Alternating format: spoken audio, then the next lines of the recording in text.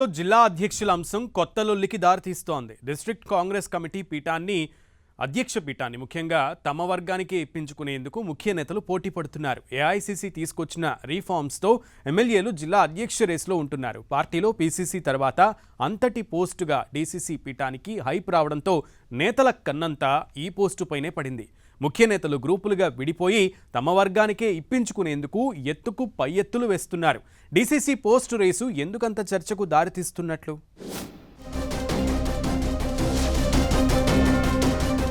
కాంగ్రెస్లో కాకరేపుతున్న డీసీసీ అధ్యక్షుల ఎంపిక, తమ వర్గానికే డీసీసీ పీఠం దక్కేలా నేతల వ్యూహాలు. డీసీసీ అధ్యక్ష రేసులో ఎమ్మెల్యేలు, నేతల బంధువులు. ఎమ్మెల్యే టికెట్ల కేటాయింపులో డీసీసీలను కీలకం చేసిన ఏఐసీసీ తీసుకొచ్చిన రిఫార్మ్స్తో డీసీసీ పోస్టుకు ఫుల్ డిమాండ్. తెలంగాణ అధికార కాంగ్రెస్లో జిల్లా అధ్యక్షుల ఎంపిక ఇంట్రెస్టింగ్గా మారింది.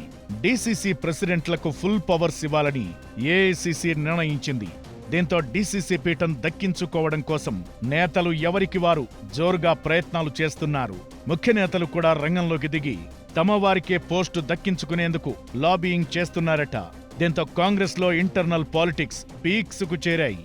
జిల్లా అధ్యక్ష పోస్టుల కోసం ఇప్పటికే పార్టీ జాతీయ నాయకత్వం కొన్ని రిఫార్మ్స్ తీసుకురాగా, తెలంగాణ రాష్ట్ర వ్యవహారాల ఇన్ఛార్జ్ మీనాక్షి నటరాజన్ మరికొన్ని కండిషన్లు పెట్టారు. డీసీసీగా 5 ఏళ్లు కంటిన్యూ చేసిన వారికి నో రెన్యువల్ అని చెప్పేశారు. పాత డీసీసీలు స్వచ్ఛందంగా తప్పుకోవాలని, వారి బంధువులు కూడా రేసులో ఉండటానికి వీల్లేదని స్పష్టం చేశారు. పార్టీలో 5 ఏళ్లు పనిచేసిన వారికి మాత్రమే అవకాశం ఇస్తామంటున్నారు. పార్టీలో క్రమశిక్షణను ఉల్లంఘించిన వారికి కూడా నో ఛాన్స్ అని చెప్పారు.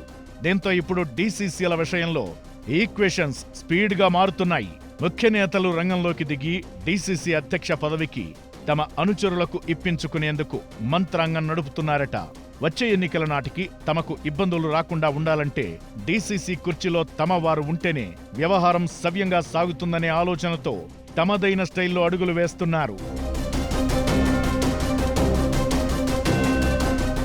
సంగారెడ్డి జిల్లా డీసీసీ విషయంలో పెద్దవారు నడుస్తోందట.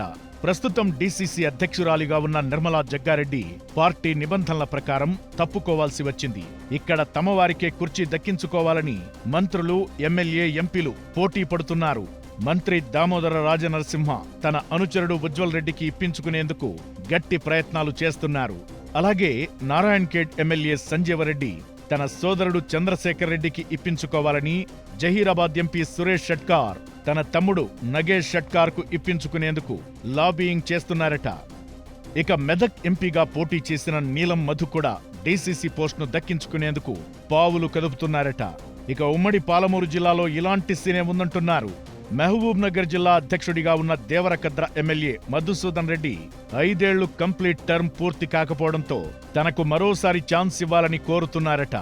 ఇక్కడ లోకల్ బాడీ ఎన్నికల్లో ఎమ్మెల్సీగా పోటీ చేసిన జీవన్ రెడ్డి కూడా రేస్లో ఉన్నారు.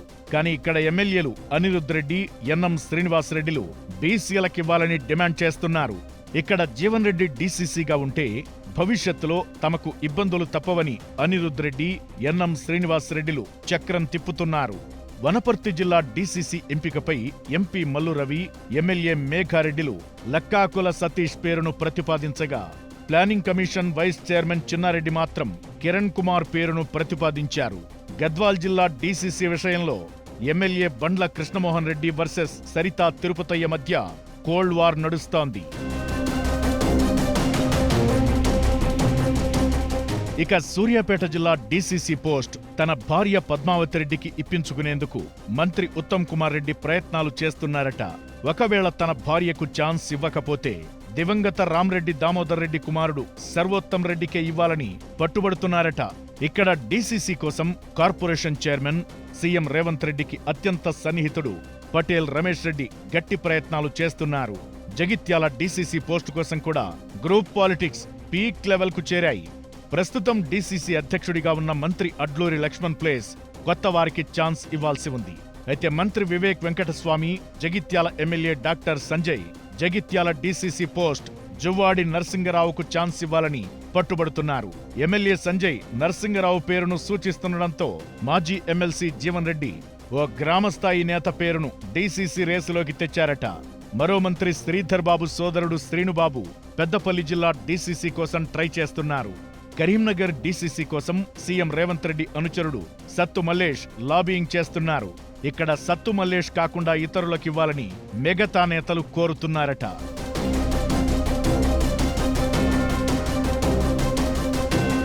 వరంగల్ హనుమకొండ జిల్లాల డీసీసీ పోస్టుల ఎపిసోడ్లో మంత్రి కొండా సురేఖ వర్సెస్ ఎమ్మెల్యేలుగా మారింది. ఇక్కడ కొండా సురేఖ నవీన్ రాజ్ పేరును ప్రతిపాదిస్తే మిగతా నేతలు నమిళ్ల శ్రీనివాస్, రవళిరెడ్డి పేర్లను ప్రతిపాదిస్తున్నారు. ఇలా మిగతా జిల్లాలు ఉమ్మడి ఆదిలాబాద్, రంగారెడ్డి, వికారాబాద్, మెదక్, సిద్దిపేట, సికింద్రాబాద్, ఖైరతాబాద్ జిల్లాల డీసీసీలకు కూడా ఫుల్ కాంపిటీషన్ నెలకొంది. మొత్తానికి డీసీసీ పోస్ట్ పవర్ఫుల్ కావడంతో నేతలంతా తమ అనుచరులకు దక్కించుకోవడానికి అన్ని ప్రయత్నాలు చేస్తున్నారు. డీసీసీ అధ్యక్ష ఎంపికలో అధిష్టానం నేతల ఒత్తిళ్లకు తలొగ్గుతుందా లేక కార్యకర్తల ఫీడ్బ్యాక్ ఆధారంగా సెలెక్ట్ చేస్తుందా అనేది చూడాలి మరి.